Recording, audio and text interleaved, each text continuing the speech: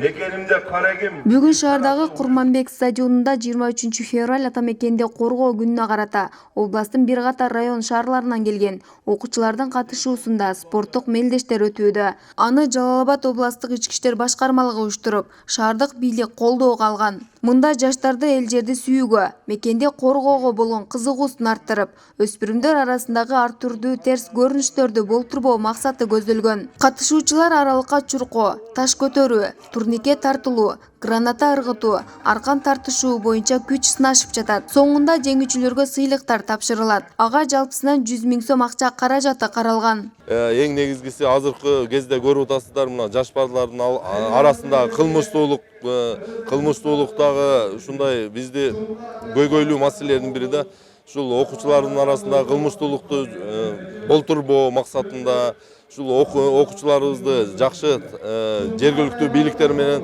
ушундай жакшы тарбия берүү максатында ушундай иш-чараны өткөрүп атабыз.